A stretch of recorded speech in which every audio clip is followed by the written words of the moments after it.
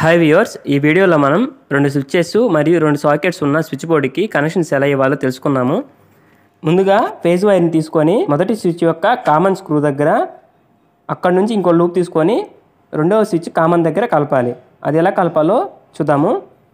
Phase వైర్ని తీసుకొని phase వైర్కి ఇంకొక చిన్న కేబుల్ని లూప్ తీసుకొని మొదటి స్విచ్ యొక్క కామన్ దగ్గర కలిపాను. తర్వాత ఆ లూప్ని తీసుకొచ్చి రెండవ స్విచ్ యొక్క కామన్ దగ్గర కలపాలి. ఈ వైట్ కలర్ కేబుల్స్ని చూస్తున్నారు కదా, ఇవి వచ్చేసి ఇండికేషన్ లైట్వి. ఆ ఇండికేషన్ లైట్కి సప్లై ఎలా ఇవ్వాలంటే ఒక వైర్ని తీసుకొని ఫేజ్ ఇన్కమింగ్ దగ్గర ఇవ్వాలి, ఇంకొక వైర్ని తీసుకొని న్యూట్రల్ దగ్గర ఇవ్వాలి. అది ఎలా ఇవ్వాలో చూద్దాము.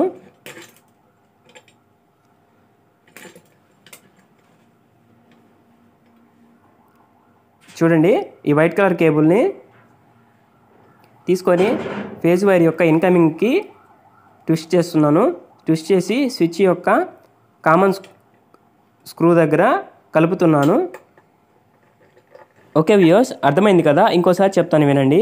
ఫేజ్ వైర్ని తీసుకొని మొదటి స్విచ్ యొక్క కామన్ దగ్గర నుంచి ఇంకో లూప్ తీసుకొని రెండవ స్విచ్ యొక్క కామన్ దగ్గర కలపాలి.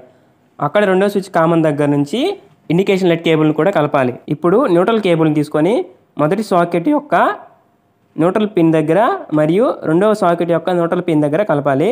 అందుకని న్యూట్రల్ వైర్కి ఇంకొక బ్లాక్ కలర్ కేబుల్ని కనెక్ట్ చేసుకుంటున్నాను. న్యూట్రల్ కేబుల్ని సాకెట్ యొక్క రైట్ సైడ్ కనెక్ట్ చేయాలి. చూడండి, నేను కనెక్ట్ చేసిన విధంగా కనెక్ట్ చేసిన తర్వాత ఇంకొక లూప్ని రెండవ సాకెట్ యొక్క రైట్ పిన్ దగ్గర కనెక్ట్ చేయాలి. ఆ కేబుల్తో పాటుగా ఇండికేషన్ లైట్ యొక్క రెండవ కేబుల్ని కూడా న్యూట్రల్ పిన్ దగ్గర కనెక్ట్ చేయాలి. ఫేజ్ వైర్స్ని మరియు న్యూట్రల్ వైర్స్ని ఎలా కనెక్ట్ చేయాలో అర్థమైంది కదా? ఇప్పుడు మొదటి స్విచ్ అవుట్ గోయింగ్ నుంచి సాకెట్కి మరియు రెండవ స్విచ్ అవుట్ గోయింగ్ నుంచి సాకెట్కి కనెక్ట్ చేయాలి. సో అందుకని ఒక రెడ్ కలర్ కేబుల్ ముక్కని తీసుకొని మొదటి ఎండ్ని స్విచ్ యొక్క అవుట్ గోయింగ్ దగ్గర కనెక్ట్ చేస్తున్నాను. ఇంకొక ఎండ్ని సాకెట్కి లెఫ్ట్ సైడ్ కనెక్ట్ చేస్తున్నాను. చూడండి, సాకెట్ మీద ఎల్ మరియు ఎన్ అని నోట్ చేస్తుంది కదా. ఎల్ అంటే లైన్ అని అర్థము, ఎన్ అంటే న్యూట్రల్ అని అర్థము. సేమ్ ఇప్పుడు అలానే ఇంకొక కేబుల్ ముక్కని తీసుకొని రెండవ స్విచ్ యొక్క అవుట్ గోయింగ్ నుంచి సాకెట్కి కనెక్ట్ చేయాలి.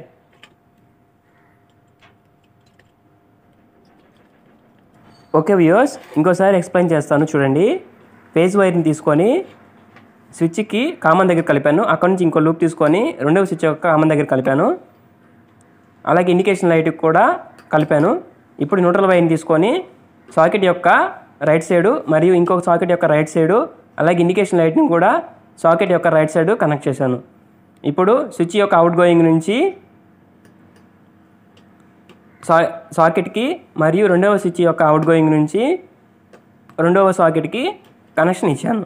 అలాగే ఎర్త్ కేబుల్ కనెక్ట్ చేయాలంటే సాకెట్కి పైన ఉన్న స్క్రూ దగ్గర కనెక్ట్ చేయాలి. అక్కడి నుంచి ఇంకో లూప్ తీసుకొని రెండవ సాకెట్ యొక్క పైన స్క్రూ దగ్గర కనెక్ట్ చేయాలి.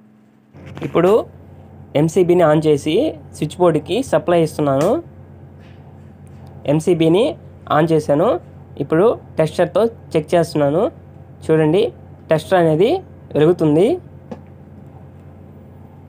ఓకే వ్యూవర్స్, రెండు స్విచ్చెస్ మరియు రెండు సాకెట్స్ ఉన్న స్విచ్ బోర్డుకి కనెక్షన్స్ ఎలా ఇవ్వాలో అర్థమైంది కదా? ఇలాంటి మరిన్ని వీడియోస్ కోసం మన ఛానల్ని సబ్స్క్రైబ్ చేసుకోండి. Thank you.